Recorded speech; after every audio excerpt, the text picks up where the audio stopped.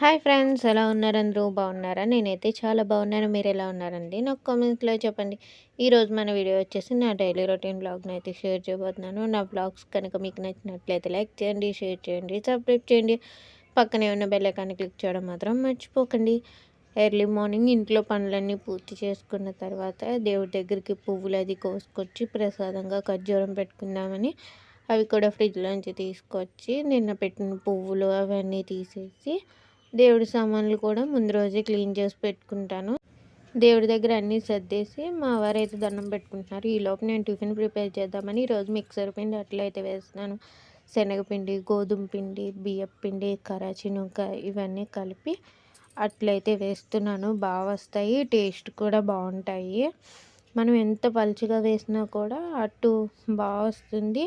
బియ్యం పిండి వేయడం వల్ల క్రిస్పీగా ఉంటాయి. ఈ అట్లు పచ్చడితో కన్నా పంచదారతో తింటే టేస్ట్ బాగుంటుంది. అందుకు పంచదార వేసి ఇచ్చేసాను. ఆ తర్వాత మా వారికి టీ కూడా పెట్టేసి తొరిపేసి ఒక గ్లాస్లో వేసేసి ఇచ్చేస్తున్నాను. ఆయన టిఫిన్ అది కంప్లీట్ చేసేసి డ్యూటీకి వెళ్ళిపోయిన తర్వాత తులుసుకోట అది కడిగి బొట్లు అవి పెట్టుకున్న తర్వాత ఇప్పుడు పూజ అయితే చేసుకుంటున్నాను. హడావుడిగా పూజ చేసుకుంటే అంత ప్రశాంతంగా అనిపించదు. ఎందుకంటే ఒక పక్క టిఫిన్ వేస్తూ ఒక పక్క వచ్చి దేవుడి దగ్గర దండం పెట్టుకోవడం ఇలా చేస్తే నాకు అంతగా నచ్చదు.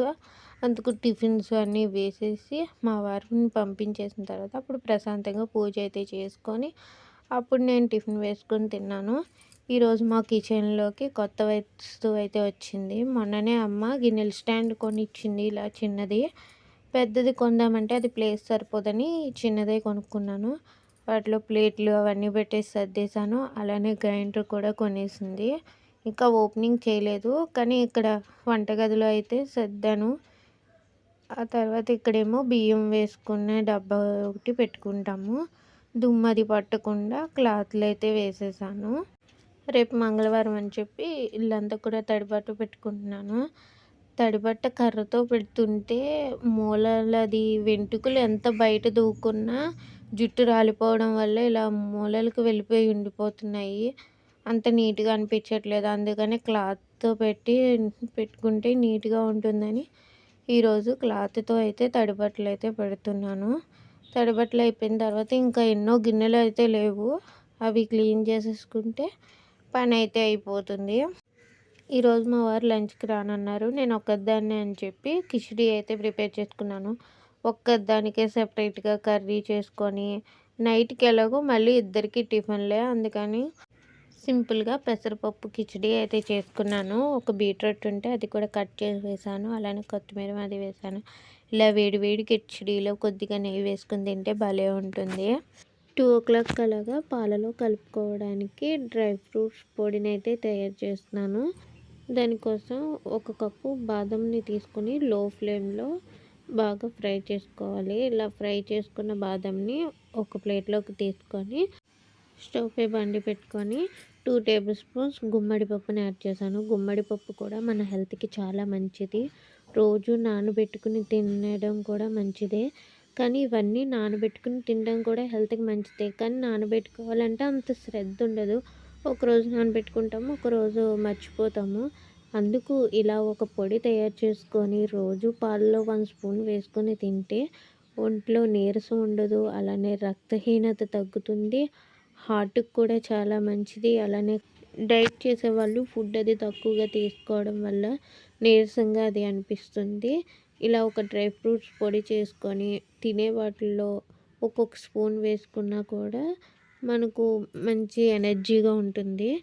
పొచ్చుపప్పు, అలానే గుమ్మడి పప్పు, అలానే సన్ఫ్లవర్ సీడ్స్ కూడా లో ఫ్లేమ్లో ఫ్రై చేసుకున్న తర్వాత 1 స్పూన్ జీడిపప్పు యాడ్ చేశాను. జీడిపప్పు తక్కువగానే వేసుకోవడం మంచిది. ఇవి కూడా దోరగా ఫ్రై చేసుకున్న తర్వాత స్వీట్నెస్ కోసం ఎండు ఖర్జూరాలు ఒక 15 తీసినవి ఇలా 2 కింద చీరుకొని కొద్దిగా ఫ్రై చేసుకుంటున్నాను. అంటే ఏదైనా చెమ్ము ఉంటే అది కూడా డ్రై అయిపోతుంది. అవి ఫ్రై అయిన తర్వాత ఒక ప్లేట్లోకి తీసుకొని 3 టేబుల్ స్పూన్స్ ఓట్స్ యాడ్ చేసుకొని ఫ్రై చేసుకోవాలి. ఇవే డ్రై ఫ్రూట్స్ వేసుకోవాలని ఏమీ లేదు. పిస్తా ఉన్నవాళ్ళు పిస్తా వేసుకోవచ్చు, వాల్నట్స్ అవన్నీ కూడా వేసుకోవచ్చు. ఇవన్నీ కూడా పూర్తిగా చల్లారేంత వరకు పెట్టుకోవాలి. ఆ తర్వాత ఒక మిక్సీ జార్లోకి తీసుకొని ఐస్ ఫీల్డ్లో గ్రైండ్ చేయకుండా, మిక్సీ గిన్నె హీట్ రాకుండా ఆపుతూ ఆన్ చేస్తూ గ్రైండ్ చేసుకోవాలి. స్వీట్గా గ్రైండ్ చేసేస్తే ముద్దలాగా అయిపోతుంది. డ్రై ఫ్రూట్స్ పొడి మంచి స్మెల్ రావడం కోసం ఒక 4-5 యాలకులు వేసుకొని, ఇప్పుడు వర్షాకాలం కదా, జలుబు అది రాకుండా ఉండడం కోసం ఒక హాఫ్ స్పూన్ పసుపు కూడా యాడ్ చేసుకొని ఇలా మెత్తగా గ్రైండ్ చేసుకోవాలి. ఇందులోనే షుగర్ కూడా యాడ్ చేసుకొని స్టోర్ చేసుకోవచ్చు. నేనైతే ఇప్పుడు షుగర్ ఏమీ యాడ్ చేయలేదు. వేడివేడి పాలలో ఎర్లీ మార్నింగ్ 1 స్పూన్ వేసుకొని తాగితే పాలు రుచిగా చాలా బాగుంటాయి. తాగి కొలిది తాగాలనిపిస్తుంది. గ్రైండ్ చేసిన వెంటనే డబ్బాలో వేయకుండా కొంచెం చల్లారనిచ్చి ఇలా గాజు వాటిలో వేసుకుంటే ఎక్కువ రోజులు పాడవకుండా ఉంటుంది. చాలా నెలల తర్వాత ఫేస్ ప్యాక్ అయితే పెట్టుకుంటున్నాను. ఈ ఎండలకి ఫేస్ అంతా కూడా ఫుల్ ట్యాన్ అయిపోయి బ్లాక్ అయిపోతుంది. అందుకు ట్యాన్ని రిమూవ్ చేయడానికి, ఫేస్ మొత్తం కూడా గ్లోగా కనిపించడం కోసం ఒక హాఫ్ స్పూను గంధం పొడి యాడ్ చేశాను. బంజారా వల్ల శాండిల్వుడ్ పౌడర్ అయితే తీసుకున్నాను, హాఫ్ స్పూన్. అది శనగపిండి ఒక 1 స్పూను, చిటికెడు పసుపు, కొద్దిగా నిమ్మరసము, అలానే కొద్దిగా కాఫీ పొడి, అలానే పచ్చిపాలు యాడ్ చేసుకొని ప్యాక్ లాగా మిక్స్ చేసుకోవాలి. ఇందులో యాడ్ చేసిన ఇంగ్రీడియంట్స్ అన్నీ కూడా ట్యాన్ని రిమూవ్ చేసి ఫేస్ గ్లోగా కనిపించడానికి చాలా బాగా హెల్ప్ అవుతాయి. ఇవన్నీ బాగా మిక్స్ చేసుకొని ప్యాక్ని రెడీ చేసుకున్న తర్వాత మనం రెగ్యులర్గా వాడే సోప్తో కానీ ఫేస్ వాష్తో కానీ ఫేస్ క్లీన్ చేసుకున్న తర్వాత ఇలా ఫేస్ మొత్తం కూడా అప్లై చేసుకోవాలి. ఫేస్ ప్యాక్ డ్రై అయ్యేలోపు కొన్ని బట్టలు ఉంటే అవి నీట్గా వాష్ చేసేసాను. అలానే దోమలతేర అది కట్టుకునే వాళ్ళం కదా, ఇంకా కట్టుకోవట్లేదని అది కూడా వాష్ చేసేసి ఆరబెట్టేసాను. ఆరబెట్టేసిన తర్వాత నేను ఫ్రెష్ అయ్యి మళ్ళీ మా అత్తయ్య గారి ఇంటికి అయితే వచ్చాను. వచ్చిన తర్వాత క్లైమేట్ మొత్తం చేంజ్ అయిపోయి మేఘం పట్టేసి గాలి అయితే వేస్తుంది. వర్షం వచ్చేస్తుంది అనుకున్నాను కానీ రాలేదు. అత్తయ్య గారు సేమియా ఉప్మా చేయమంటే మా ఇద్దరి కోసం సేమియా ఉప్మా అయితే చేశాను. నేను అక్కడే టిఫిన్ చేసి వచ్చేసిన తర్వాత ముందే పెసరపప్పు నానబెట్టి వచ్చాను. అది మిక్సీలో వేసి గ్రైండ్ చేసేసి పెసరట్లు అయితే వేస్తున్నాను. పెసరట్లు వేసేటప్పుడు అందులో కొన్ని బియ్యం వేసి నానబెట్టుకుంటే పెసరట్లు క్రిస్పీగా మంచి కలర్తో చాలా బాగా వస్తాయి.